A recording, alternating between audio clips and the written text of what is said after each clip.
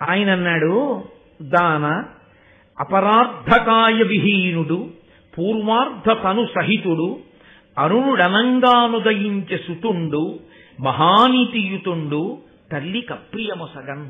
ఆయన పూర్వార్ధతను సహితుడు.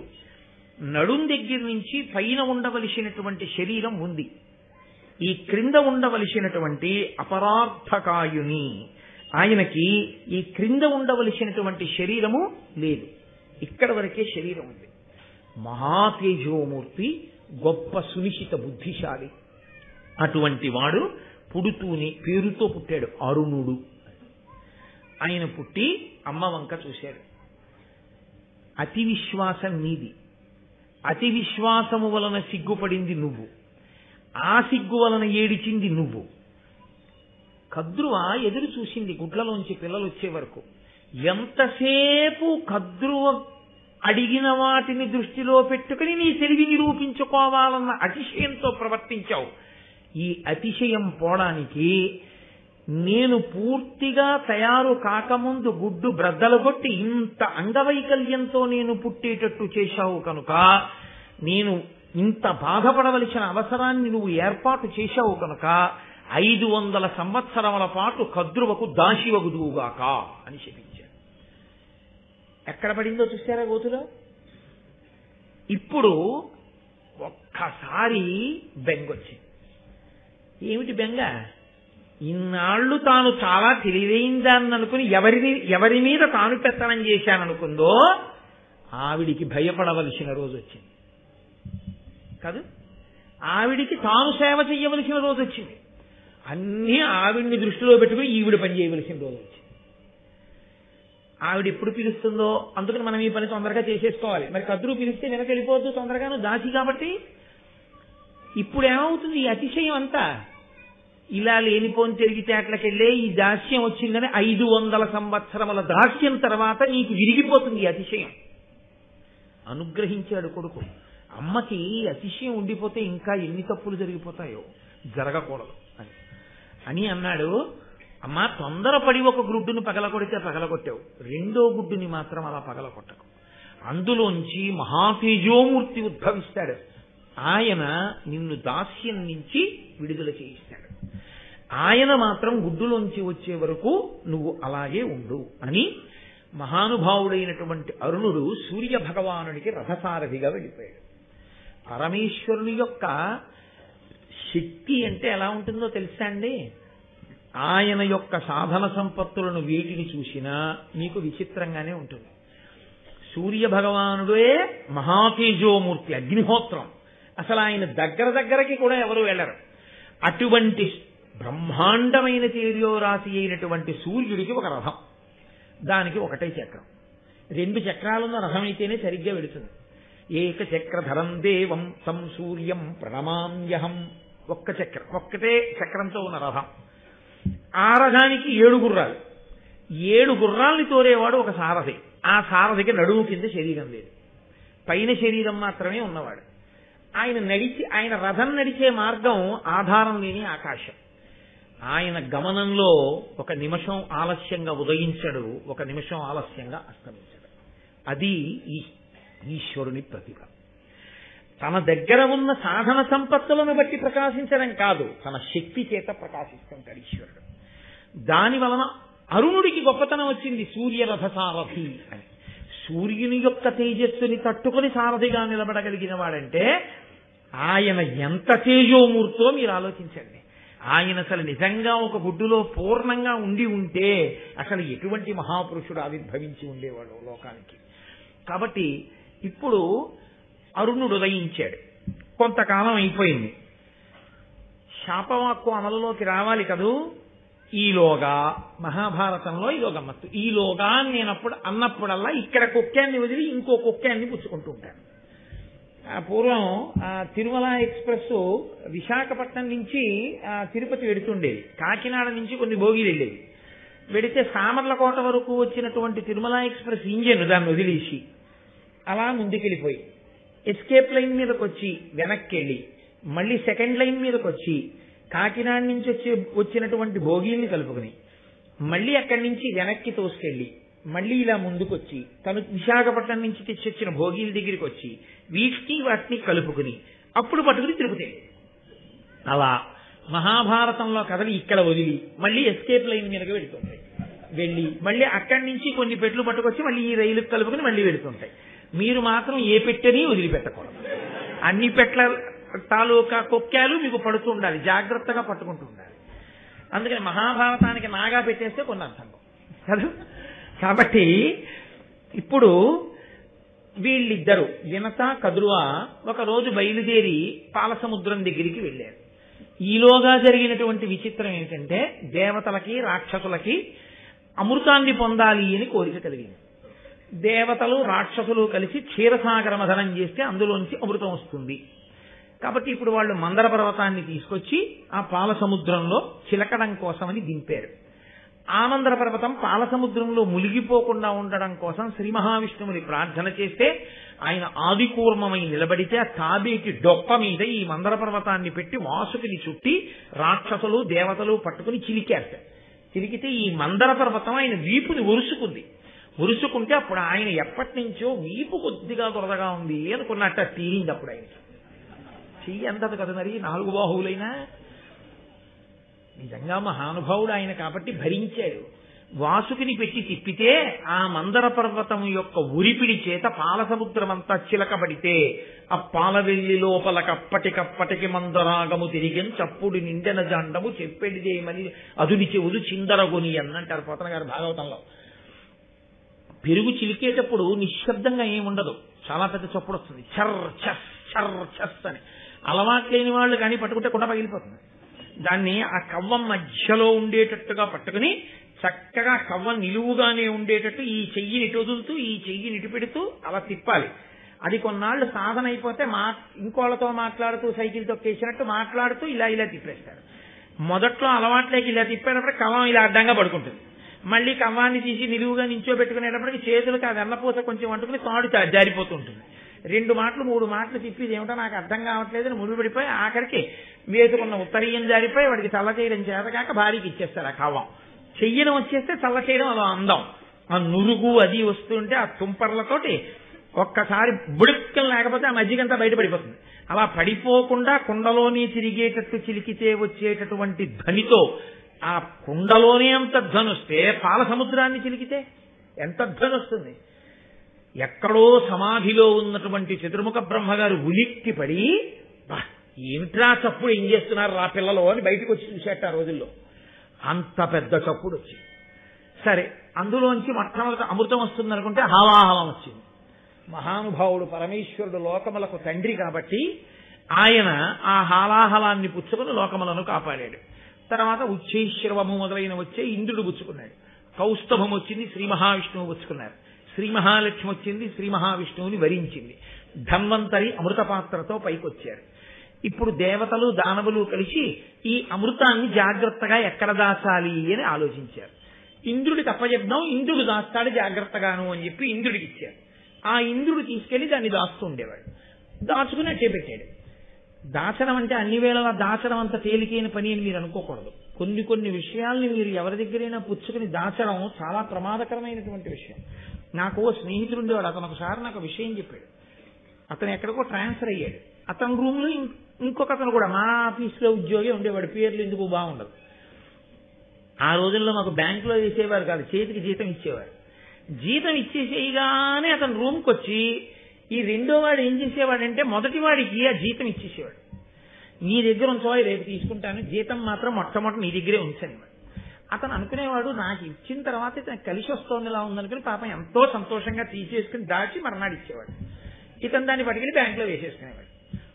ఓసారి అడిగాడు, ఏమైనా ఎప్పుడు నాకే ఇస్తుంటావు, నీకేమన్నా బాగా కలిసి వస్తుందా, నాకు మంచిది అంటుంటారో అని. అంటే అతను అన్నాడు, నా మొహం అదేం కాదు, రూమ్ బలమైంది కాదు కదా, తలుపులు అవిని రాత్రి దొంగాడు ఎత్తుకుపోతే నీకు ఇచ్చాను కాబట్టి ఎత్తుకుపోయాడు కాబట్టి నువ్వు ఇవ్వాలి, నాకు తెల్లారాక బ్యాంకులో వేసుకుంటాను, అందుకని నా దగ్గర పెట్టుకుని దొంగాడు ఎత్తుకుపోతే నాది పోయింది ఇచ్చేవాళ్ళు లేడు, నీకు ఇస్తే నువ్వు ఇవ్వాలి, అందుకు నీకు ఇస్తున్నాను, నీ చేయి మంచిదని ఏం కాదు.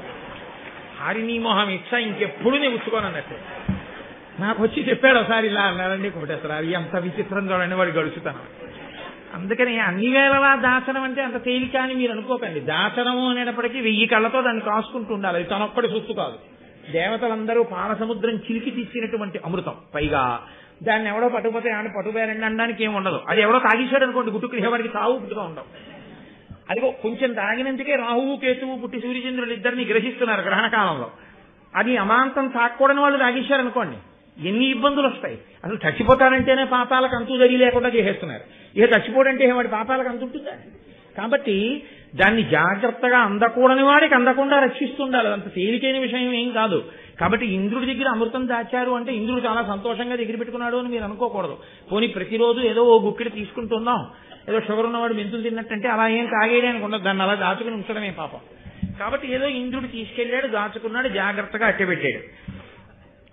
అలా చాలా కాలం అయిపోయిన తర్వాత ఈ క్షీరసాగర మథనంలో పుట్టినటువంటి ఉచ్చైశ్రవం అనేటటువంటి ఒక తెల్లటి గుర్రం, అదో విచిత్రం. మహాభారతంలో ఈ గుర్రాల కథలు చాలా వస్తాయి. విశ్వామిత్రుడిని ఓ శిష్యుడు అడిగాడు, నీకేం కావాలన్నాడు. నాకేం వద్దులేరా అన్నాడు. నీకేం కావాలన్నాడు. నాకేం వద్దన్నాడు. 10 మాటలు అడిగాడు శిష్యుడు, నాకేం వద్దన్నాడు. ఆయనకు ఒళ్ళు మండింది. ఒక్క చెవి మీద నల్లమచ్చున్నవి ఈ గుర్రాలు అక్కడ. ఇక లోకాలని తిరిగాడు. ఒక చెవి మీద మచ్చున్నవి ఈ గుర్రాలు ఎక్కడ దొరుకుతాయి?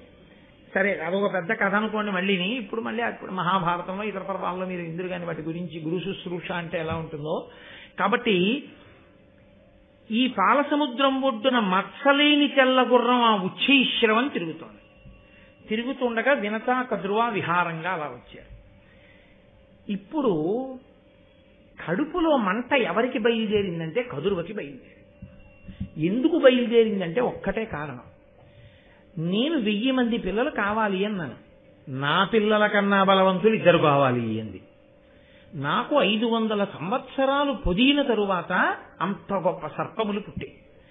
అసలు ఇంకా పుట్టక ముందు గుడ్డు బద్దల పుడితే కింద శరీరం లేనివాడు పుడితేనే వాడు సూర్యుడికి రథసారం అయ్యాడు. అంతటి తేజస్సు ఎదురుగుండా కదండి పడుతుంది సూర్య తేజస్సు. అంత దూరంలో సూర్య భగవానుడు ఉండగానే దగ్గర కూడా ఎవరు వెళ్ళరు. అటువంటిది రథం మీద ఎదురుగుండా కూర్చుని రథం తోలుతున్నాడు అంటే ఎంతటి తేజోమూర్తి. ఇప్పుడు ఇంకొక 500 సంవత్సరముల తర్వాత పుట్టేటటువంటి కుమారుడు మరింత తేజోమూర్తి రాబోతున్నాడు. ఇప్పుడు ఈవిడ అలాంటి కోరిక కోరేసింది. 2 కొడుకులు ఇంతటి తేజోమూర్తుల ముందు నా కొడుకులు ఏం నిలబడతారు? దీనికి ఎన్ని తెలివితేటలరా, ఎంత గొప్ప కోరిక కోరిందిరా ఇది. ఎలాగైనా ఈవిడ్ని ఇబ్బంది పెట్టాలి అంటే అసూయ ప్రబలింది.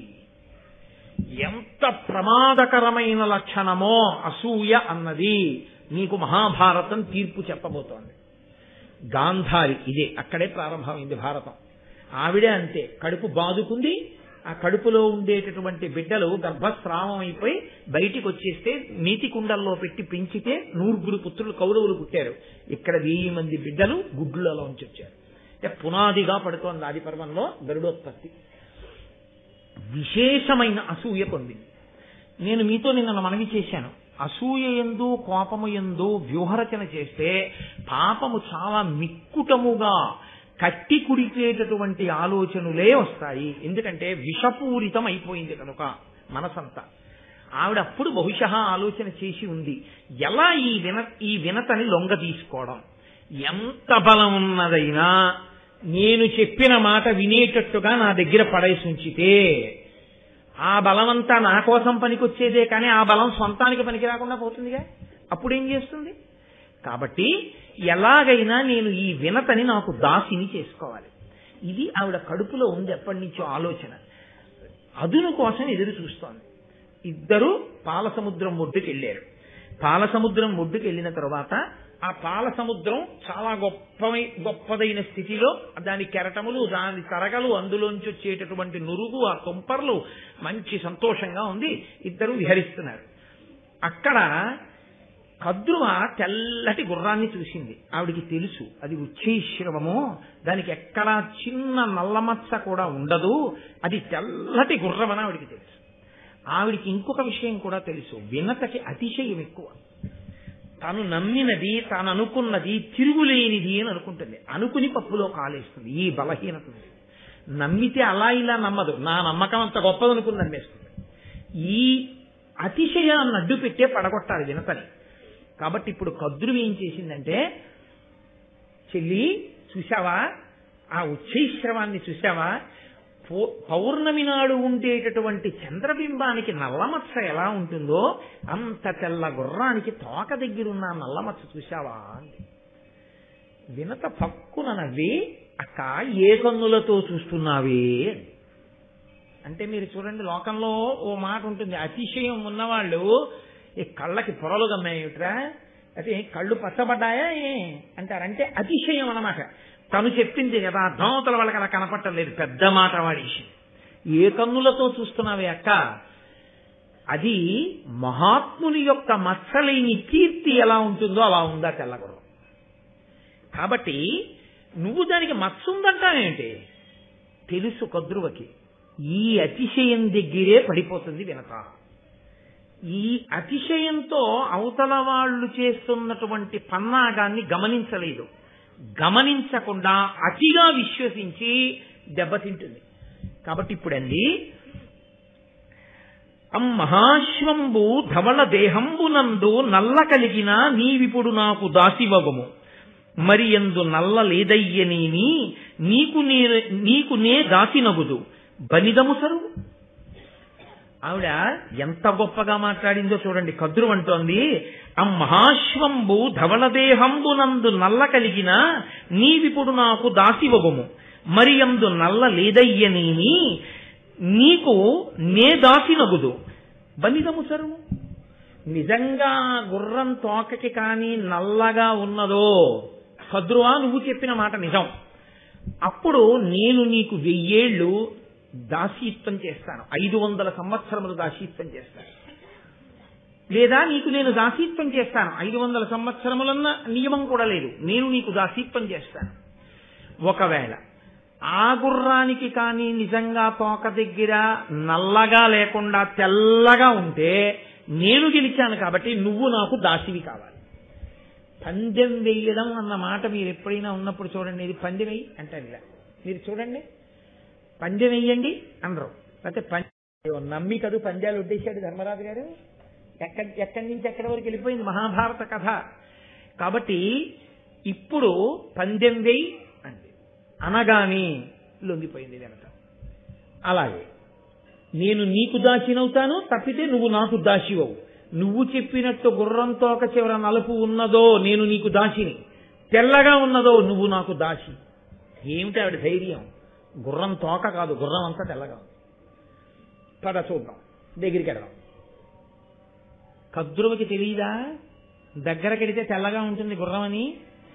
ఆవిడ లోపల కుటిలమైన ఆలోచనతో ఉంది. వినతయందు అతిశయం ఉన్నా స్వచ్ఛమైన హృదయంతో. ఆవిడలో కుట్రలు లేవు, కుతంత్రాలు లేవు, అసూయ లేదు. కాకపోతే అతిశయ భావన ఉంది. నేను తెలివైన దాన్ని అనుకుంటూ ఉంటుంది పాపం. ఎప్పుడు నేను మంచి నిర్ణయాలు చేసుకుంటాను అనుకుంటూ ఉంటుంది. అదే బలహీనతగా పట్టుకున్నది అవతల. కాబట్టి ఇప్పుడు కద్రువంది, మళ్ళీ వినత ఇప్పుడే వెళదాం అనడానికి వీలు లేని మాట చెప్పి వెనక్కి తీసుకెళ్లిపోవాలి. భర్తకి సేవ చెయ్యవలసిన సమయం ఆసన్నమైంది. ఎందుకంటే ఇప్పుడు ఆయన అగ్నికార్యం చేయడానికి ఇంటికి వస్తాడు స్నానం చేసి. మన ఇద్దరి కర్తవ్యం పత్నులుగా ఆయనకి కావలసినటువంటి మడినీళ్లు పెట్టడం, సమిధలు అందించడం, అగ్నిహోత్రాన్ని సిద్ధం చేయడం, అవి చేసి పెట్టాలి. మేమిద్దరం పందెం కట్టుకున్నాం, అందుకని గుర్రం తెల్లగా ఉందో నల్లగా ఉందో చూడడానికి వెళ్ళాం. నీ కర్మాన నువ్వు స్నానం చేసి మడి కట్టుకుని అగ్నిహోత్రం చేసుకోవాలని అనకూడదుగా. మనం భర్తని అనువర్తించాలి. కాబట్టి మనం ఇంటికి వెళ్ళిపోదాం. రేపొద్దాం, ఎక్కడికి పోతుంది గుర్రం, ఇక్కడే తిరుగుతుంటుంది అంటే చెప్పాను కదూ.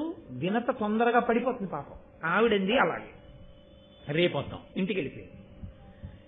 ఒక రాత్రి సమయాన్ని ఎందుకు అట్టి పెట్టుకుందో తెలుసా అండి కద్రువ? కేవలము వినతని మోసం చెయ్యడం కోసమే పెట్టుకుంది. కాబట్టి ఇప్పుడు ఆవిడ తన బిడ్డలందరినీ సమావేశపరిచింది ఇంట్లో. ఆవిడ బిడ్డలందరూ పాములన్నీ సాధారణంగా నల్లగానే ఉంటాయి. కాబట్టి పాములన్నిటినీ సమావేశపరిచింది. కొడుకుల వంక చూసి ఒక మాట అంది. కద్రువ కొడుకుల కడకేగి ఏను మిమ్మందర వేడెదనన్నలారా, నా పంపు చేయుండు నన్ను రక్షింపుడు, కామచారులకు దుష్కరము కలదే, ఉల్ల తెల్లని తురగోత్తము వాలంబు నల్ల శశితిరేని నాకు దాసియగు మన వినత, మీరట్లు చెయ్యని నాడు దానికి మరియేను దాసినగుదు, జంట పన్నిదంబు నరచితి మిట్లుగా అనిన పాములెల్లా అనయ మిదియు దల్లి పనిచెనని అధర్మవు శయంగనగునే ఎరుకగలరె మగువలెందు. ఆవిడ పిల్లల్ని పిలిచింది.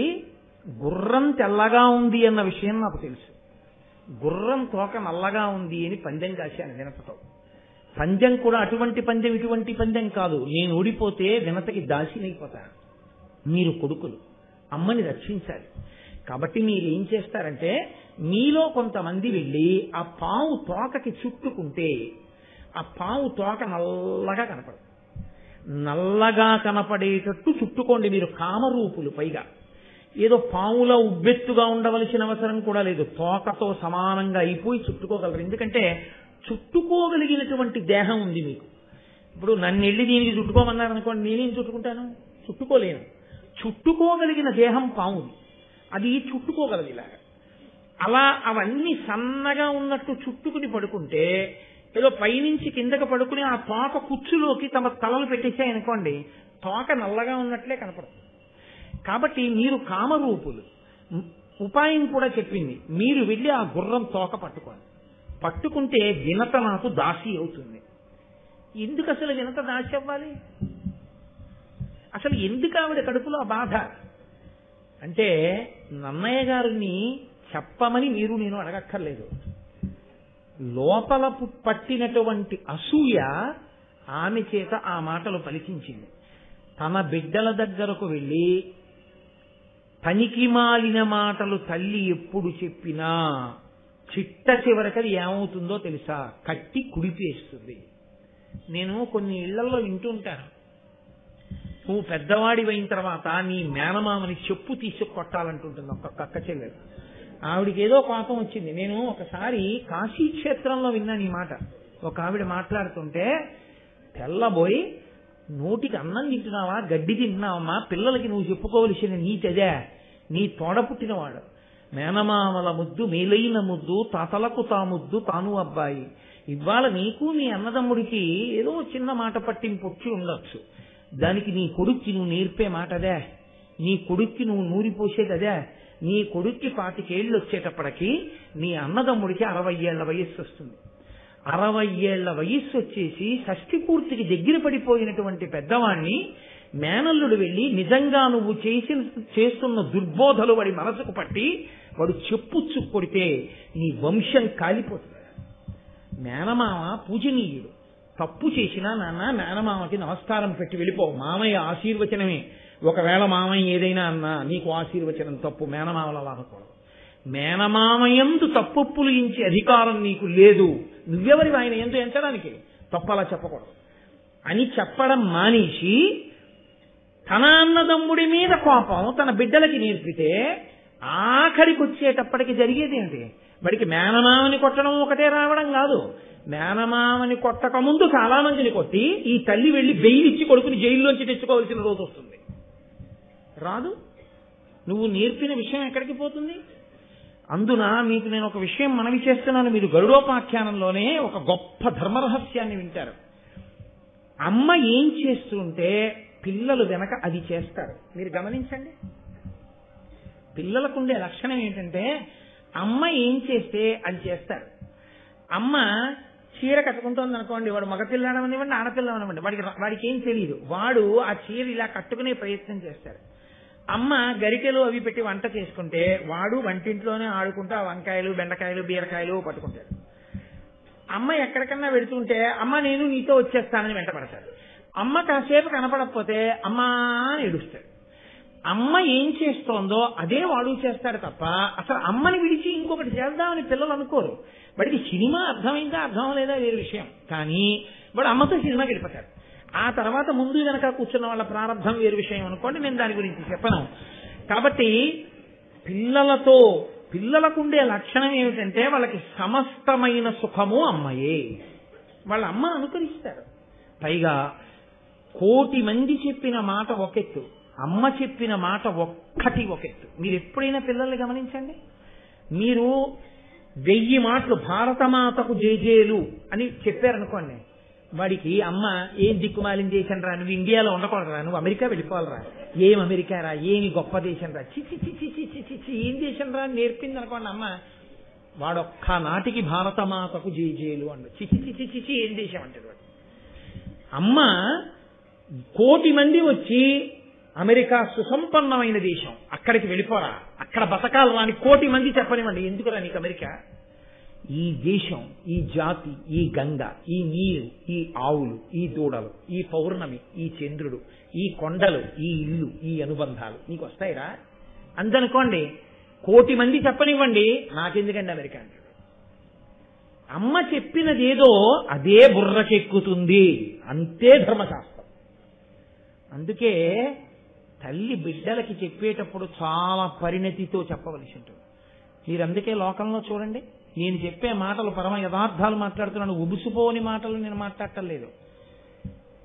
కొడుకు ఎంత సంతోషంగా ఉన్నా తల్లి గభాలన ఏడిచేసింది అనుకోండి, పిల్లాడి మనసు అతలాకుతలం అయిపోతుందండి, కదిలిపోతుందంటే పిల్లాడి మనసు. అమ్మ స్థానం అంత గొప్పది. అమ్మ ప్రత్యేకించి చిన్నతనంలో అమ్మ చెప్పిన మాటలు ఏ ఉన్నాయో అవి హత్తుకుంటాయి. నేను మీకు ఒక సత్యం చెప్తున్నాను, తండ్రి మీద శత్రుత్వం కూడా పిల్లలకు వస్తుంది అమ్మ వేరుగా మాట్లాడితే. నీ నాన్న వల్ల నేను సుఖపడిందే ఉందిరా, నీ నాన్న వల్ల నేను సుఖపడిందే ఉందిరా అని అమ్మ 100 మాటలు అందనుకోండి, నాన్నగారు పనికి మాలినవాడు అన్న భావన కూడా వస్తుంది పిల్లలకి. నేను పరమ యథార్థం చెప్తున్నాను మీకు. గరుడోపాఖ్యానంలో ఈ సత్యాలన్నింటినీ నన్నయ్య గారు ఆవిష్కరిస్తారు. అందుకే అందరికన్నా జాగ్రత్తగా మాట్లాడడం నేర్చుకోవలసింది ఎవరు అంటే తల్లి. తల్లి ఏది పిల్లలతో మాట్లాడుతుందో పిల్లలు అలాగే తయారవుతారు. కాబట్టే తల్లి పరిణతితో మాట్లాడాలి, చాలా జాగ్రత్తగా మాట్లాడాలి. కాబట్టి ఇప్పుడు అమ్మతో ఇలా మాట్లాడితే ఆ పిల్లలు అన్నారు, దేనికమ్మా, దేనికి పిన్నమ్మ నీకు దాసి కావాలి? కేవలం అసూయ తప్ప ఆవిడ దగ్గర జవాబేముంది?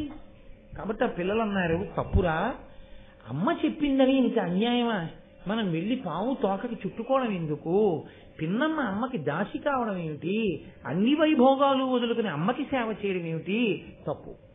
ఇలా ఏదో చెప్పింది కదా అని మనం చేసేయకూడదు, అమ్మ తప్పు కదా, అలా చెయ్యొచ్చా అన్నారు.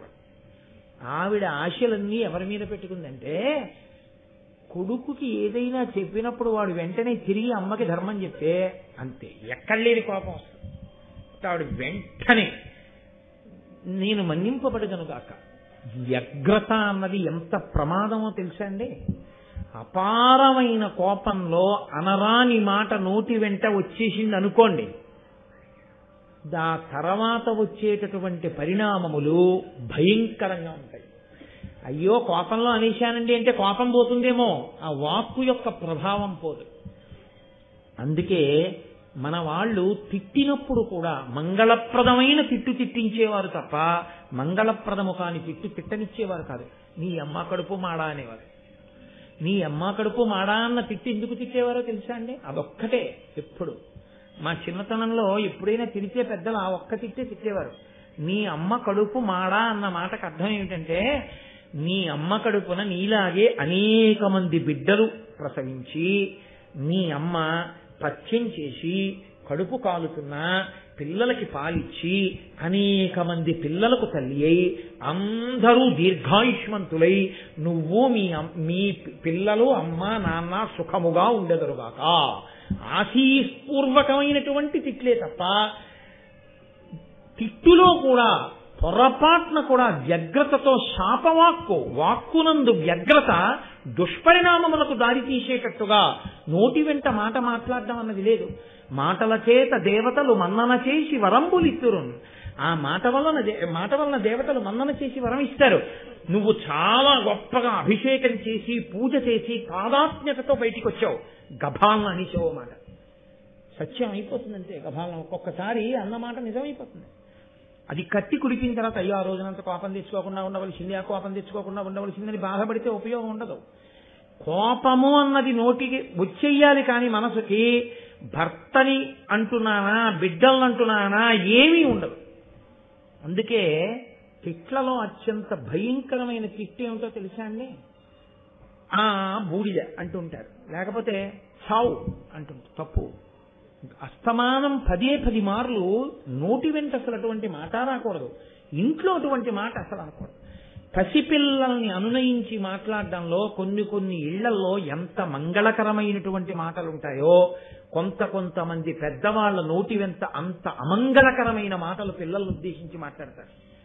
అలా ఉండకూడదు వాక్కు. ఆ కోపం అవధి లేకుండా పుట్టింది ఎక్కడి నుంచి? అసూయలో నుంచి. నేను మీతో మనవి చేశాను కదా, చెట్టు తొర్రలో అగ్ని రాజుకోవడం మొదలవ్వాలి కానీ ఎంత పచ్చని చెట్టు కాలిపోతుంది. అసూయలోంచి అపారమైన కోపం వచ్చింది. కోపం వచ్చేసి ఆవిడంది, మీరు నేను చెప్పిన మాట వినలేదు. అనుపమముగా జనమేజయుడను జనపతి సేయు సర్పయాగ నిమిత్తంబున పాములు పంచత్వము సనియడు అని ఉరగములకు శాపం విచ్చెన్. జనమేజయుడనేటటువంటి రాజు చేసేటటువంటి సర్పయాగంలో ఈ పాములన్నీ పడి కాలి చచ్చిపోవునుగాక. ఎంత కష్టపడి వరాలు కోరి కంది పిల్లల్ని, ఆ పిల్లలు తన మాట వినలేదని నాది తప్ప పిల్లలది తప్ప అని విచారణ చేసి ఉంటే శహబాష్, ఎంత గొప్ప పిల్లలు అని, ఒరే మీ ధార్మికతకి మెచ్చుకుంటున్నాను, మీరు 10 కాలాలకి ఇలాగే ఉండండి అని గబగబా వినత దగ్గరికి వెళ్ళి, వినత నేను అసూయతో ఈ మాట చెప్పాను, లేదు ఆ గుర్రం తెలిపి నన్ను మన్నించమ్మా ఒక్క మాట అనగలిగి ఉంటే ఈ ఆఖ్యానం ఇంకొక రకంలా ఉండేది. ఆ 2 మాటలు అనడం చేత కాలేదు, అసూయే నిలబడింది. అంతే, తన బిడ్డలు చనిపోవాలని తానే శాపమిచ్చి. ఇదే గాంధారీ ధృతరాష్ట్రుల యందు ప్రవేశించినటువంటి అసూయ. పిల్లలకి ఇలాగే దుర్బుద్ధులు చెప్పి దుర్యోధన దుశ్శాసనాదుల్ని పెంచి పోషించి తన బిడ్డలు తన వంశం నశించేటట్టు ధృతరాష్ట్రుడు గాంధారీ చేసుకున్నారు. ఆది పర్వంలో మిగిలిన మహాభారతానికి పునాది అని నేను మీకు మనవి చేశాను. ఆ మహాభారతానికి ఇది పునాది అయితే మన కుటుంబాల యొక్క వృద్ధికి, మన కుటుంబాల యొక్క ఇంకొక స్థితికి కూడా మనలో ఉండకూడని ఏ గుణము మనం పరిశీలించవలసి ఉంటుందో, దేని వలన చెట్లు పచ్చగా ఉంటాయో, దేని వలన పచ్చని చెట్లు కాలిపోతాయో మనకి మహాభారతం నిర్దేశిస్తుంది. కాబట్టి అంత పెద్ద శాపవాక్యాన్ని విడిచిపెట్టేసింది. ఇంత పెద్ద శాపవాక్యాన్ని విడిచిపెడితే పావులన్నీ కలవరపడ్డాయి. అయ్యి బాబోయ్ ఇదేమిట్రా ఇంత పెద్ద వాక్యం విడిచిపెట్టేసింది అమ్మ శాపానికి కానీ మనం వశులం అయిపోయామా, చచ్చిపోతాం. కాబట్టి అమ్మ మాట విందామా, ధర్మానికి కట్టుబడదామా, బతకడం కోసం అమ్మ మాటే విందాం. నేను మీతో మనవి చేశాను కదూ, అమ్మ మాట ఎంత దూరమైనా తీసుకెడుతుంది, గాంధారి మాట ఎంత దూరమైనా తీసుకెళ్ళింది మహాభారతాన్ని. అందుకని కర్కోటకుడు మొదలైన పాములు వెళ్లి సన్నగా ఉండేటటువంటి తీగలలా ఆ ఉచ్చైశ్రవము యొక్క తోక నల్లగా ఉండేటట్టుగా చుట్టుకున్నాయి. మరునాడు వినతని తీసుకుని కదురువ ఆ ఉచ్చైశ్రవం ఉండేటటువంటి దగ్గరగా వెళ్ళి, అదిగో తోక నల్లగా ఉంది కాబట్టి నువ్వు ఓడిపోయావు అంటే వెర్రి వినత అంగీకరించిన ఉత్తర క్షణం నుంచి వినత కదురువకు దాసి అయిపోయింది. ఇక తాను సంతోషంగా ఉండడం అన్నది ఏమైనా ఉంటుందా? ఇహ లేదు. ఒకే ఒక్క అతి విశ్వాసముతో పందెమన్న మాట దాకా వెళ్ళిపోవడం. అయిన దానికి కాంజానికి పందాలు ఎందుకండి? అప్పటి నుంచి ఇప్పటి వరకు ఈ బెట్టింగులు జీవితాలని పాడు చేస్తూనే ఉన్నాయి కదా. ఇప్పటికీ ఎప్పటికీ కొంతమంది జీవితాలనే పాడు చేసేసాయి. ఎన్ని చోట్ల ఎంతంత స్థితికి వెళ్ళిపోయాయో. అందుకే మహాభారతాన్ని పిల్లలకి వినిపిస్తే పిల్లలు ఎలా బ్రతకాలో అర్థమవుతుంది. కానీ మన దురదృష్టం ఏంటంటే మహాభారతాన్ని పిల్లలకి వినిపిస్తే వాళ్ళకి ఏదో మౌఢ్యం వచ్చేస్తుందని మనం నమ్మి మనం పిల్లలకి భారతం చెప్పలేము. పిల్లలకి ఎక్కడి నుంచి వస్తుంది సంస్కారం రమ్మంటే, ఎక్కడి నుంచి వస్తుంది పరిణితి రమ్మంటే? నన్నయ్య గారి భారతంలోంచి గట్టిగా ఓ 10 పద్యాలు ఏవి? అక్కర్లేనటువంటి పద్యాలన్నీ, పిచ్చి పిచ్చి పాఠాలన్నీ ఇవాళ పాఠ్యాంశాలుగా ఉన్నాయి. ఏవి పనికొచ్చే నీతులు ఎక్కడున్నాయి? సంస్కారము లేని చదువు ఎవరిని ఉద్ధరించడానికి పనికొస్తుంది కనుక. కాబట్టి ఇప్పుడు వినత కదురువకు దాసి అయిపోయింది. ఆ దాస్యం అలా నడుస్తోంది. అప్పటికి 500 సంవత్సరముల కాలం గడిచింది.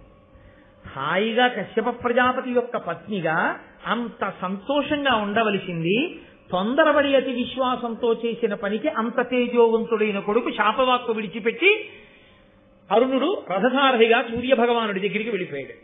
ఇంకొక కొడుకు పుట్టలేదు, ఆ గుడ్డ అలాగే ఉంది. ఆమెకి 1000 మంది పిల్లలు, ఆ పిల్లలు పెరిగి పెద్దవాళ్ళు అవుతున్నారు. దాసి అంటే చేయవలసిందే ఉంటుంది. ఆ 1000 మంది పిల్లలకి స్నానం చేయించండి అనుకోండి, చాలదా? ఎవరికి స్నానం చేయించిందో తెలియదు, ఎవరో మళ్ళీ మట్టిలో పొల్లు వచ్చారో తెలియదు, ఎవరికి పలహారం పెట్టిందో తెలియదు, ఎవరు తిని మళ్ళీ వచ్చేసాడో తెలియదు. 1000 మంది అటెండెన్స్ తీసుకోవడం అంటే మాటలండి.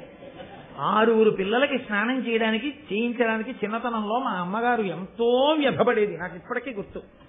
మమ్మల్ని 6 పండగ వస్తే వరుస క్రమంలో నించోపెట్టి మా అన్నదమ్ముల్ని అక్క చెల్లెళ్ళని ఒళ్ళంతా నూనె పెట్టి ఒళ్ళంతా నలుగు పెట్టి చెమట పట్టేస్తుంటే పిచ్చి తల్లి అలాగే ఆ జుట్టు ముడేసుకుంటూ ఆ పమిట కొంగు బిగించుకుంటూ ఇంత గిన్నెలో ఆ నలుగంతా తీసి మా ఒళ్ళంతా పెట్టి ఆటలు ఆడతారా మచ్చలు పడిపోతాయని, మచ్చలు పడకూడదని ఒళ్ళంతా నలుగు పెట్టి నూనె రాసి మళ్ళీ 6వ వాడికి నలుగు పెట్టిన తర్వాత మొదటి వాడికి నూనె ఇంకుతుందని వాణ్ణి పిలిచి 6 ఆసనాలేసి కూర్చోబెట్టి తల మీద నూనె పెట్టి ఆశీర్వచనాలు చేసి మళ్ళీ ఒంగుని కుంకుడు పులుసు పోసి తల రుద్ది ఒళ్ళు రుద్దుతుంటే కంట్లో పడిపోయిందనేవాడు ఒకడు.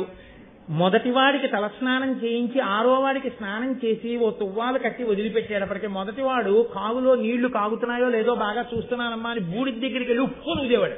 ఒళ్ళంతా బూడితో మళ్ళీ సిద్ధంవాడు, తల మీద బూడిస్తాడు. మళ్ళీ వాడికి తలస్నానం చేయించి ఆఖరికి నాకు ఇప్పటికి గుర్తు, అందరి స్నానాలు చేసేసిన తర్వాత మేము అందరం బొట్లు ఎట్టుకుని దేవుడి దగ్గరికి వెళ్ళి నమస్కారం పెట్టరండి అంటే 6 బొట్లు ఎట్టుకుని విభూతి ఎట్టుకుని నమస్కారం పెట్టుకొచ్చి నిలబడితే ఆవిడ నడువిలా పట్టుకుని లేచి నిలబడి పిల్లల్ని చూసుకుని ఎంత మురిసిపోయేదో. పిచ్చి తల్లి, నా తల్లి కాదు మీ తల్లులైనా అంతే. అమ్మే.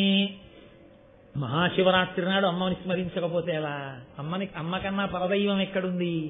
కాబట్టి 1000 మంది పిల్లల్ని సాకడం అంటే మాటలా? అంత కష్టపడి సాకింది. ఎవరి కోసం? కద్రువ కోసం వినత. ఈవిడ బిడ్డలే ఒక రకంగా పినతల్లి కాబట్టి. కానీ తన బిడ్డడు ఎక్కడో ఉన్నాడు, ఈ బిడ్డడు గుడ్డులో ఉన్నాడు. వీళ్ళని ఈవిడ సాకుతోంది. 1 రోజా 2 రోజులా? 500 సంవత్సరాలు. ఏ పాపానికి? కేవలము అతి విశ్వాసానికి కదండి.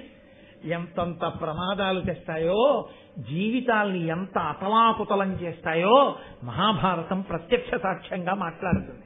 కాబట్టి ఎక్కడి పరిధిలో అక్కడ ఉండి జాగ్రత్తలో ఉండు పరాకు నేర్పుతుంది మనకి. అతి విశ్వాసము అతిశయము మంచిది కాదు, పందాల జోలికి వెళ్ళకూడదు. కనుక 500 సంవత్సరములు పూర్తయ్యాయి. ఆవిడ అదృష్టం పండింది. ఆతత పక్షమారుత రయ ప్రవికంపిత ఘూర్ణితాచల వ్రాత మహర్ణవుండు బలవన్ నిజదేహ సముజ్వల ప్రభాతూత పతంగ తేజుడు తిదుందయి తాక్షుడు తల్లికిన్ మనప్రీతియునొచ్చుతున్ నెగతి భీమజవంబున నభ్రవీదికిన్. నన్నయ్య గారికి ఎంత సంతోషం కలిగిందో. అమ్మయ్య, వినత దాస్యం తీరిపోయిందనుకున్నారో ఏమో. ఆనందంతో నన్నయ్య గారి మనసు ఎలా ఎగిరిందో, గరుత్మంతుని యొక్క జననం అలా జరిగింది. ఎంత గొప్ప పద్యం పడిపోయిందో ఆ ఆనందంలో. అటువంటి సమాసాలు పడిపోయాయి అంతే. ఆతత పక్షమారుతరయ ప్రవికంపిత ఘూర్ణితాచల వ్రాత మహర్ణవుండు బలవన్ నిజదేహ సముజ్వల ప్రభాతూత పతంగ తేజుడు తిజిందయి తార్క్ష్యుడు తల్లికిన్ మనప్రీతియునొచ్చుతున్ నెగతే భీమజవంబున నభ్రవీదికిన్. ఆయనట ఆతత పక్షమారుతరయ ప్రవికంపిత ఘూర్ణితాచల వ్రాత మహార్ణవుండు. ఆయన పుడుతూనే గుడ్డులోంచి పైకి ఎగరడానికి ఇలా రెక్కలు విప్పి అల్లార్చి పైకి ఎగిరితే ఆయన రెక్కలలోంచి వచ్చినటువంటి గాలికి కులపర్వతాలు లేచి ఎగిరిపోతాయేమో అనుకున్నారు. అంత పెద్ద జంఝామారుతాన్ని సృష్టించగలిగిన పెద్ద రెక్కలు అల్లార్చి ఒక్కసారి ఆకాశంలోకి ఎగిరి అలా ఎగిరితే ఆయన అలా ఎగరడం అంటే ఏదో కాకినాడ మీద కాదు, ఆయన శరీరానికి, ఆయన దేహానికి, ఆయన కాంతికి ఒక్కసారి భూమండలం అంతా అలా తిరిగాడు. తిరిగి ఎవరు మా అమ్మ అని చూసి మా తల్లి వినత, ఈవిడికి నేను నమస్కరించాలని ఆకాశంలోంచి గభాలన వచ్చి భూమి మీద వాలి నిలబడితే భూమి మీద ఉన్న ప్రాణులు దేవతలు అందరూ ఇలా చూసి ఇదేమిరా సూర్యుడిలా ఎగురుతున్నాడేమనుకున్నారట. అంత గొప్ప తేజోమూర్తి మహానుభావుడు తల్లికిన్ మనప్రీతియునర్చుతు నెగటి భీమజవంబున నభ్రవీదికిన్. ఆ తల్లి వినత చూసి అబ్బా ఇటువంటి జవమున్నవాడు నా రెండో కొడుకు పుట్టేశాడు కాబట్టి ఇక పర్వాలేదు, నీకు రెండవ కొడుకు పుట్టిన తర్వాత దాస్యం పోతుందన్నాడు. ఇంత గొప్ప కొడుకుకి తల్లి అయ్యాను, ఇన్ని కష్టాలు పడితే పడ్డాను గాని ఇంత గొప్ప కొడుకుకి తల్లినయ్యాను చాలు. ఎంత సంతోషపడిపోయిందో, మనప్రీతి పొందింది వినత అన్నారు. యథార్థం కూడా అంతే. వినతే కాదు, మీరు ఆ పరకాయ ప్రవేశం చేసి ఆలోచించండి, ఎవరుంటారండి దగ్గర? 9 నెలలు గర్భం పూర్తయిపోయిన తర్వాత నేడో రేపో ప్రసవం అవుతుంది అంటే అది ఏదో చిన్న వ్రణాన్ని కోయించుకోవడం అంత తేలిక విషయం కాదు. తాను ఉండొచ్చు, ఉండకపోవచ్చు. పుట్టినటువంటి బిడ్డడికి తల్లి ఉంటుందో ఉండదో తనకి పునర్జన్మతో సమానం.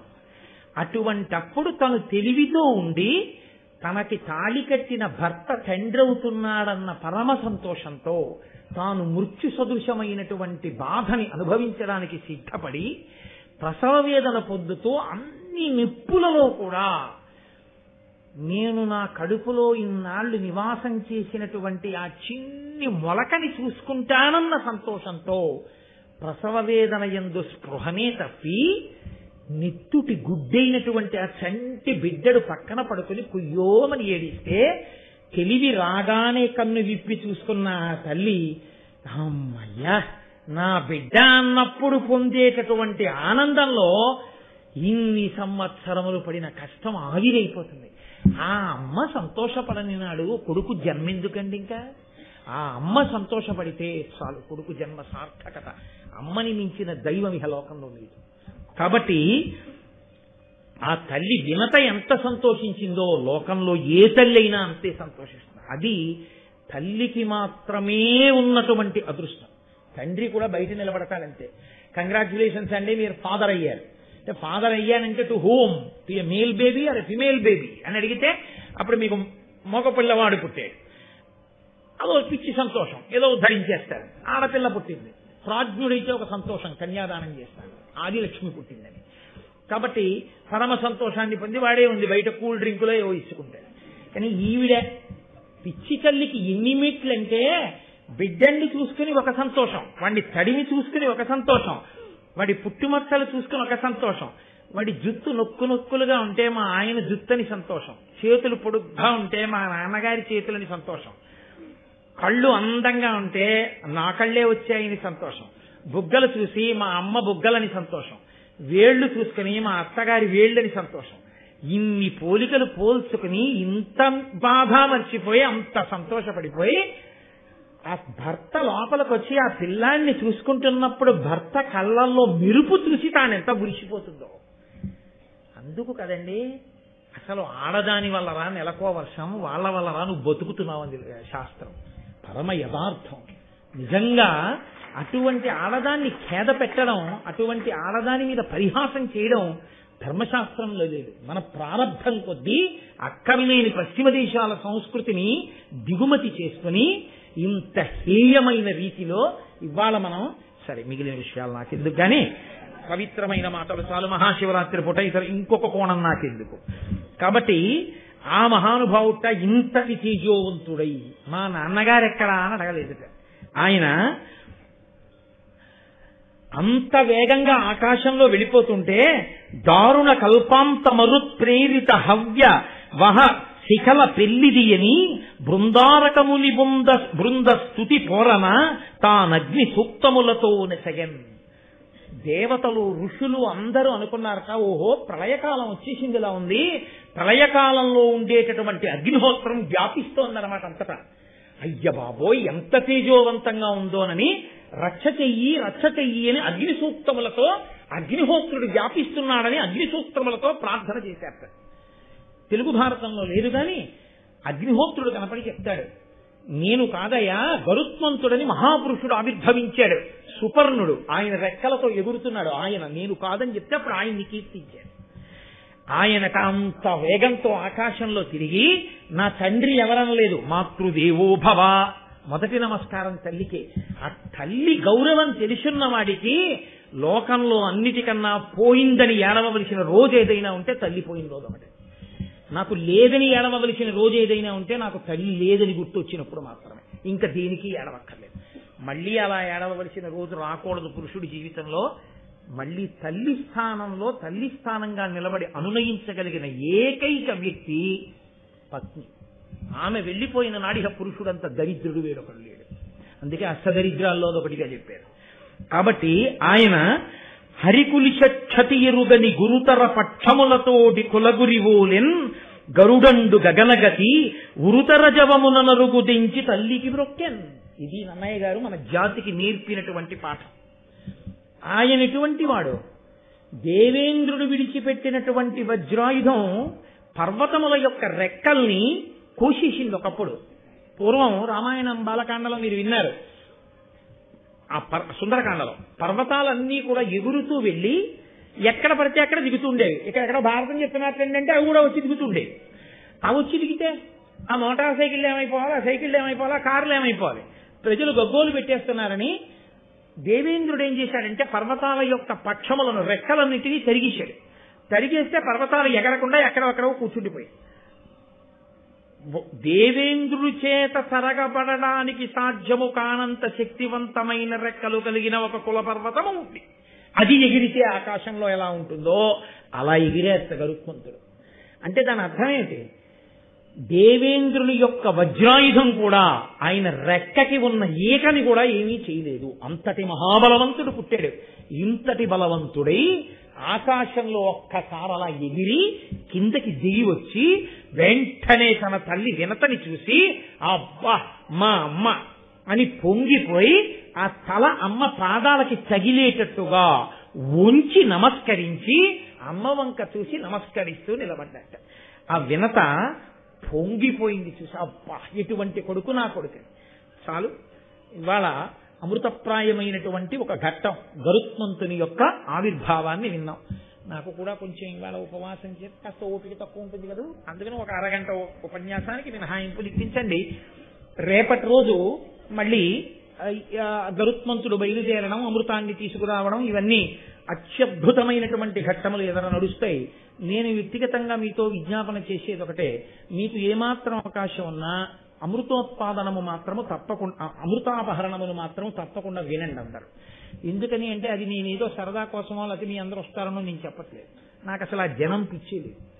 ఒక్క కారణానికే చెప్తున్నాను, అమృతాపహరణ ఘట్టము అంత గొప్పది, చాలా చాలా గొప్పది. దానికి నన్నయ్య గారు ఫలశ్రుతి చెప్పారు అంటే ఎంత గొప్పదో చూడండి.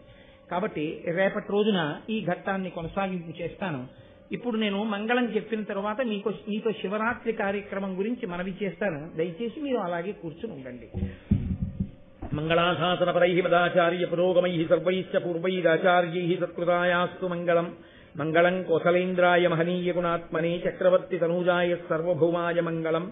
ఉమాకాంతాయ కాంతాయ కామితార్థప్రదాయినే శ్రీగిరీశాయ దేవాయ మలినాథాయ మంగళం.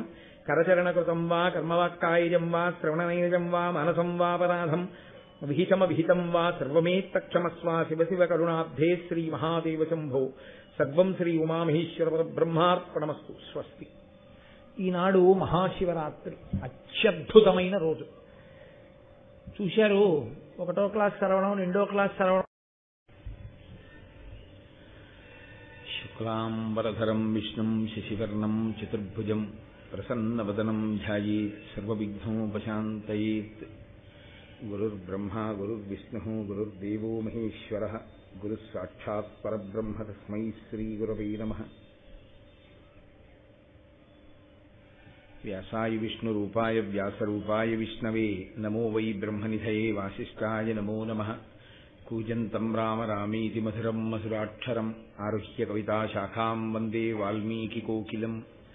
శ్రుతిస్మృతిపురాణానాం ఆలయం కరుణాలయం నమామి భగవత్పాదశంకరం లోకశంకరం.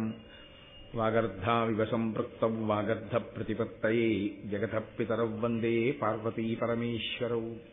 సూక్తిం సమగ్రయతున స్వయమేవ లక్ష్మీః శ్రీరంగరాజమహిషీమధురైః కటాక్షైః వైదగ్ధ్యవర్ణగుణకుంభనగౌరవైద్యాం కండూలకర్ణకుహరాः కవయోధయంతి హైమోర్ధ్వపుండ్రమజహన్మకుటం సునాసం మందస్మితం మకరకుండలచారుగండం బింబాధరం బహుళదీర్ఘకృపాకటాక్షం శ్రీవేంకటేశముఖమాత్మనిసన్నిధత్తాం విమలపటీ కమలకుటీ పుస్తకరుద్రాక్షశస్తహస్తపుటీ కామాక్షీ పక్ష్మలాక్షీ కలిత విపంచీ విభాసి వైరించీ మనోజవం మరుతతుల్యవేగం జితేంద్రియం బుద్ధిమతాం వరిష్టం వాతాత్మజం వనరయూధముఖ్యం శ్రీరామదూతం శిరసా నమామి ఆపదామపహర్తారం దాతారం సర్వసంపదాం లోకాభిరామం శ్రీరామం భూయో భూయో నమామ్యహం.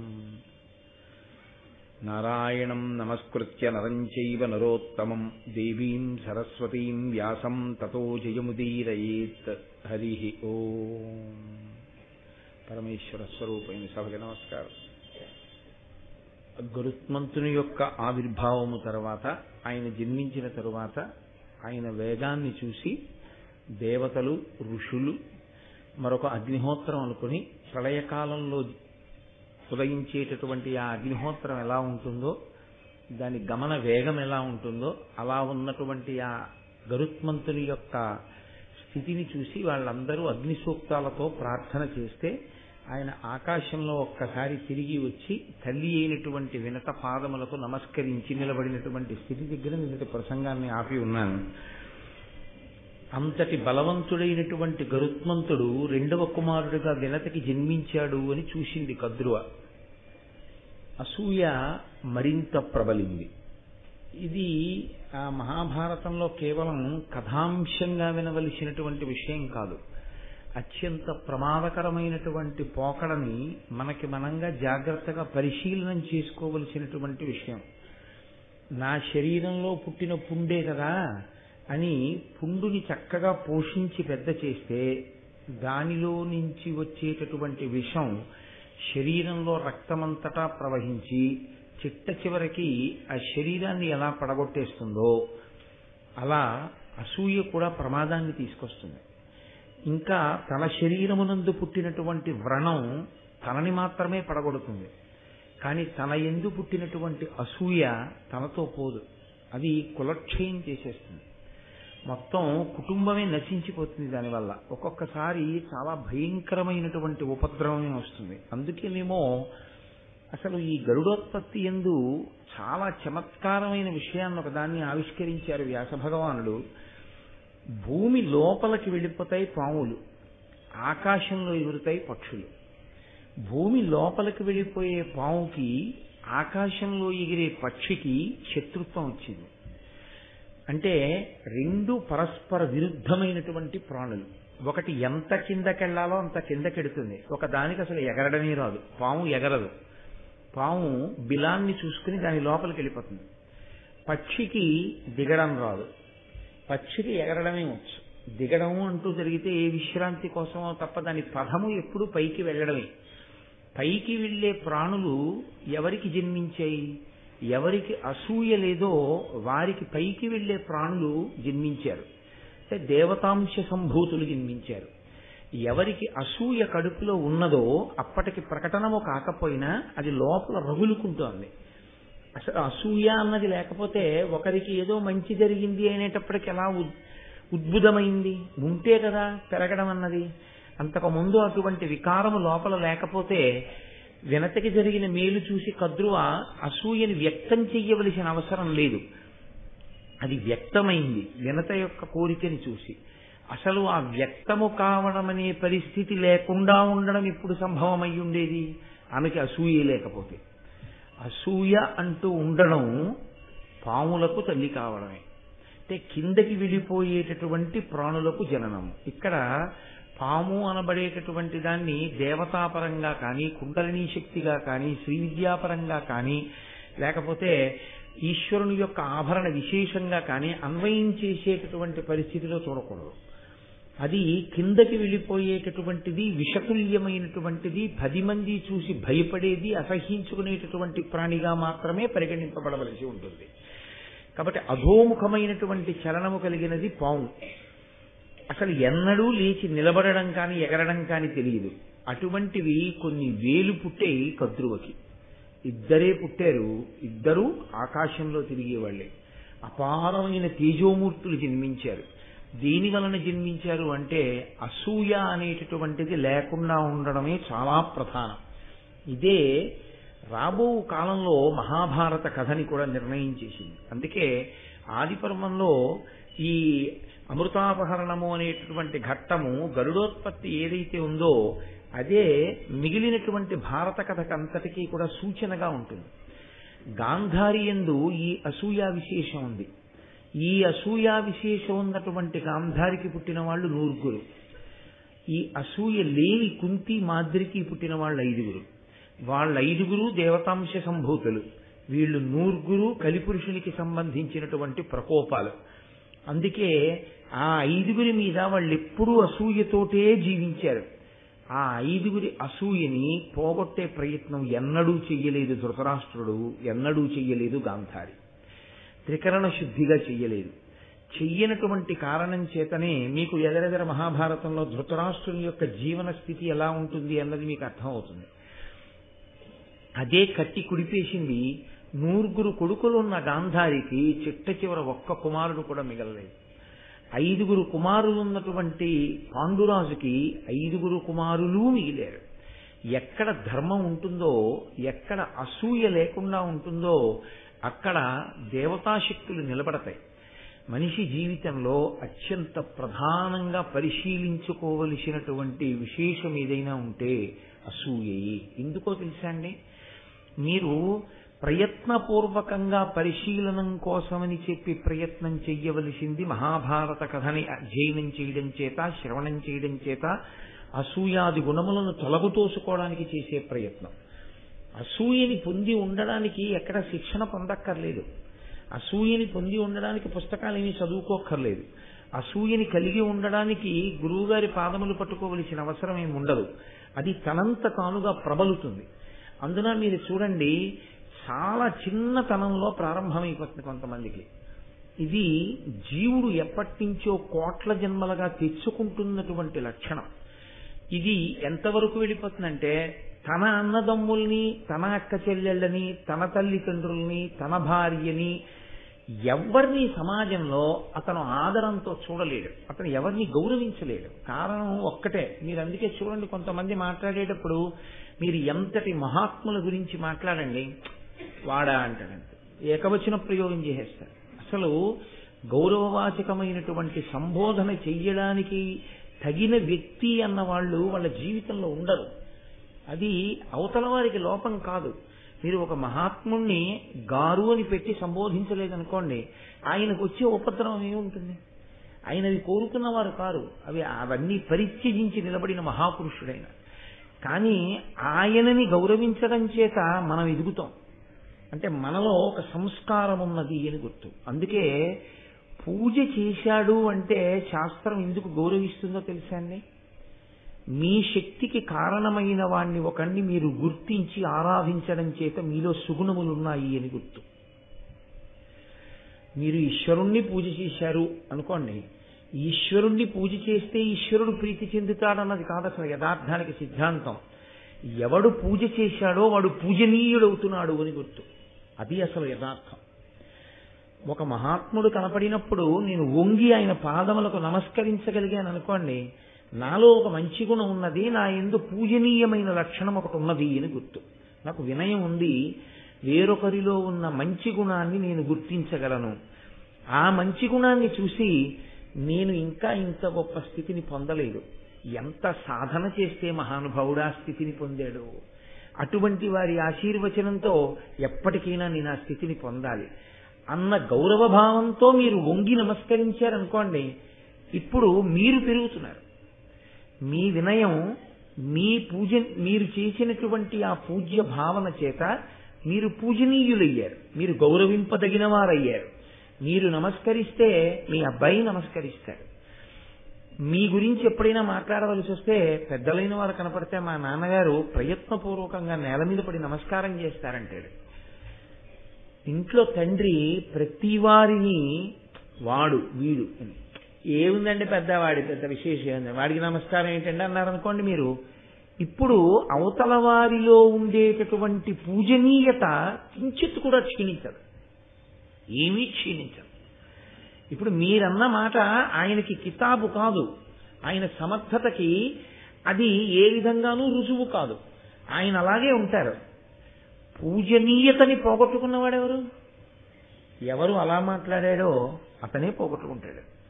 అందుకే అసూయ అన్న లక్షణం ఎక్కడుందో అది మెట్లు దింపుతుంది. మీరు ఎప్పుడూ ఒక్కటే జ్ఞాపకం పెట్టుకోవాల్సింది, నిచ్చెన అనబడేటటువంటి వస్తువు ఒక్కటే, కానీ ఎక్కడానికి అదే కారణం, దిగడానికి అదే కారణం. దిగడానికి ఓనిచ్చెన, ఎక్కడానికి ఓనిచ్చెన ఉండవు లోకంలో. ఎక్కడానికైనా దిగడానికైనా అదే వేస్తారు. ఎక్కుతారా దిగిపోతారా అన్నది మీ ఇష్టం. మిమ్మల్ని ఈశ్వరుడు సర్వోత్కృష్టమైన మనుష్య జన్మ అన్నది ఒకటి ఇచ్చాడు. అంటే పుడుతూనే ఒక ఎత్తులో నించున్నాడు. ఇప్పుడు దాని నుంచి పశుత్వంలోకి వెళ్ళిపోవచ్చు, నిచ్చెన నుంచి దిగిపోయి. ఇంకా అంతకన్నా పైకెక్కి దేవతల్లోకి వెళ్ళొచ్చు, ఈశ్వరుల్లోనే కలిసిపోవచ్చు. నిచ్చెనని ఎలా వాడుకుంటారన్నది మీ ఇష్టం. మీరు ఎక్కినా దిగినా నిచ్చెన దోషం మాత్రం లేదు. అది ఒడిసి పట్టుకోవడానికి చేసేటటువంటి ప్రయత్నం. అసూయ అన్న గుణం కనపడగానే అయ్య బాబోయ్ ఇది నాతో పోదు, ఇది నన్ను మొత్తం నా వంశాన్ని కూడా క్షయం చేస్తుంది, చాలా ప్రమాదాన్ని తీసుకొస్తుంది. కాబట్టి నేను ప్రయత్నపూర్వకంగా ఈ అసూయ స్థానంలోకి వేరొక దాన్ని తీసుకురావాలి. దేన్ని తీసుకురావాలి? మీరు చాలా జాగ్రత్తగా పరిశీలన చేయవలసి ఉంటుంది. అసూయ కలగడానికి కారణం ఏంటి? ఆయన మీకన్నా గొప్పవాడిగా కనపడడం వల్లనే మీరు అసూయ పొందారు, లేకపోతే అసూయ రాదు. ఇప్పుడు ఆయన గొప్పవాడిగా కనపడడానికి ఏ కారణం వల్ల నిజంగా కనపడ్డాడు? నువ్వు అసూయ కాసేపు పక్కన పెట్టు, పరిశీలన చెయ్యి. లోపల ఒకసారి పరిశీలన చెయ్యాలి. ఆయన ఎందువల్ల గొప్పవాడయ్యాడు? ఏదో ఫలానా విభూతి, ఫలానా కారణం చేత ఆయన గొప్పవాడయ్యాడు. ఆయన క్రమశిక్షణ అటువంటిది, ఆయన సాధన అటువంటిది. శహబాష్. అసూయమాయి ఆయన చేసిన సాధనలో నువ్వు ఎంత సాధన చేయగలవు? ఆయననే ఆదర్శంగా తీసుకుని మనం పైకెక్కగలమా? ఆయనకే నమస్కారం చేస్తూ ఆయనలా తయారు కాగలమా అని మీరు అన్నారనుకోండి, ఇప్పుడు ఆయన ఆదర్శం అయిపోయాడు, అసూయ పోయింది. ఇప్పుడు ఆయనకి 10 మాటలు నమస్కరించి ఆయనలా ఉండాలని మీరు చేసే ప్రయత్నం చేత అభ్యున్నత వస్తుంది. వాడెంత వాడండి అని ఆయనను అనుకరించకపోగా, ఆయనలా పెరిగే ప్రయత్నం చేయకపోగా, ఆయనని నింద చేసే ప్రయత్నం చేత కొత్తగా పాపం వచ్చి ఖాతాలో పడి కట్టి కుడిపేస్తుంది. కేవలం మీ మనసుతో భావాన్ని సమన్వయం చేసుకోవడంలో, మీ మనసుని ఎటువైపుకి నడిపించాలనేటటువంటి దాని విషయంలో మీరు బుద్ధిని వినియోగించుకోవడంలో జన్మ సాఫల్యము నిలబడుతుంది. మీరు అన్నమాట నేను వాడినప్పుడు కేవలం మిమ్మల్ని మీరు అనుకోకూడదు. అది నాకు నేను కూడా జ్ఞాపకం చేసుకుంటున్నాను అని మీరు గుర్తుపెట్టుకోవాల్సి ఉంటుంది. నేను ఆ స్థాయిని గెలిచిన వాడనని, మీరు ఆ స్థాయిలో ఉండిపోయిన వారని, అందుకని నేను మీకు ఉపదేశం చేస్తున్నానని మీరు ఎప్పుడూ అనుకోకూడదు. నేను ప్రవచనం చేస్తున్నాను కాబట్టి నేను నన్నయ్య గారిని స్పృహలో ఉంచుకుని మీతో మాట్లాడుతున్నాను. కానీ నన్నయ్య గారు చెప్పింది ఏదిందో అది మీకే కాదు, నాకు కూడా అన్వయమే. కాబట్టి నేను కూడా అసూయ అన్నది నాలో ఎప్పుడైనా తొంగి చూస్తే నేను చెప్పిన మహాభారతమే నాకు మార్గదర్శకం కావాలి. అసూయని తొలగించుకోగలిగిన స్థితిని నేను కూడా పొందాలి అని. కాబట్టి ఇవన్నీ కోటేశ్వరరావు గారు హితోపదేశాలు చేస్తున్నాడు అని మీరు అనుకోకూడదు. నేను కూడా ఈ హితమును నేర్చుకోవడానికి ప్రయత్నిస్తున్నవాడని. కాకపోతే భారతం చెప్తున్నాను కాబట్టి నన్ను ఇక్కడ కూర్చోబెట్టారు, మరింత వినయంతో వింటున్నారు కాబట్టి మీరు అలా కూర్చున్నారు, అదొక్కటే తేడా. కాబట్టి ఇప్పుడు అటువంటి కుమారుడు జన్మించాడు, ఆమె పరిశీలనం చేసుకోవచ్చు, ఇప్పుడైనా పరిశీలనం చేయొచ్చు. ఏమిటి నేను సాధించింది? ఇంత గొప్ప కుమారుడు జన్మించిన కారణం చేత ఎప్పటికైనా దాస్యం అన్నది విడిపోతే, దాస్యము అన్నది శాశ్వత లక్షణం కాదు కదండి. పందెంలో గెలిచి తెచ్చుకుంది, ఏ కారణం చేతనో మధ్యలో విడిపోయింది అనుకోండి, మధ్యలో వచ్చినది ఏది పూర్తిగా ఉండేది కాదు కదండి. లోకంలో ఏదైనా సరే స్వయంభూ అనో మాట. స్వయంభూ అంటే తనంత తాను వెలిసినది అని. స్వయంభూ ఏదో అది ఎప్పుడూ అలాగే ఉండిపోతుంది.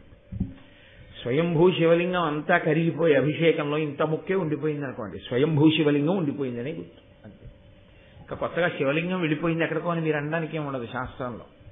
అలాగే ఏది శాశ్వతమో అది ఉంటుంది, ఏది అశాశ్వతమో ఏది మధ్యలో వచ్చిందో అది ఉండేది కాదు. నాకు ఉద్యోగం 20 ఏళ్ల తర్వాత వచ్చింది, నాకు వయసు 20 ఏళ్ళు దాటిన తర్వాత వచ్చింది, నాకున్న ఉద్యోగం 60 ఏళ్ల తర్వాత అయిపోతుంది కాదు. అలా మధ్యలో వచ్చినవన్నీ మధ్యలో వెళ్ళిపోయేవే. దాస్యం కూడా తన కృతకమైన ప్రణాళిక చేత తెచ్చింది వినతకి, ఈశ్వరానుగ్రహం కలగగానే పోతుంది. ఎందుకనంటే మీరు ఒకటి గమనించండి, విడుదల పొందుతోంది వినత, నశించిపోయేటటువంటిది నశింపచేసేదాన్ని పట్టుకుంటోంది కద్రువ. ఏ అతిశయం ఉందో వినతకి ఆ అతిశయం పోతోంది దాస్యం చేత, అహంకారం పోతోంది. కాబట్టి ఆవిడిప్పుడు ఉన్నతి వైపుకు అడుగులు వేసేస్తోంది. ఒక చెడుగుణం పోతోంది ఆవిడికి, కానీ తనకి ప్రతి క్షణం అసూయని పెంచుకుంటోంది. దీనివల్ల నిన్ననే అనేసింది, ఎక్కడో ఎవరో ఏదో చెయ్యక్కర్లేదు కొత్తగా. ఏ అసూయ తన కడుపులో ఉందో ఆ అసూయ వినతమించి పెంచి పోషించడం వల్ల తన బిడ్డల మీదకే వెళ్ళింది, వెళ్ళి తన బిడ్డలకే శాపవాక్కిచ్చి ఏమిటి సాధించుకుంటోంది? మహాభారత సందేశం చాలా ముఖ్యం. ఆ సందేశాన్ని పట్టుకోగలిగితే అది వ్యాస భగవానుని యొక్క ఆర్తి, అది నన్నయ భట్టారకుని యొక్క ఆర్తి. అందుకని మహానుభావులు మహాభారతాన్ని ఇచ్చింది. ఇది తొలగతోసుకుని అభ్యున్నతి పదంలో నడవాలి. ఆర్షధర్మంలో ఉన్న వాళ్ళ కాదు ఎవరైనా, వాళ్ళు అలా ఆర్షధర్మంలో ఉన్న వాళ్ళ కోసం మాత్రమే రచన ఎప్పుడూ చేయలేదు, వాళ్ళు సమస్త మానవాళి కోసమే రచన చేశారు అని చెప్పవలసి ఉంటుంది.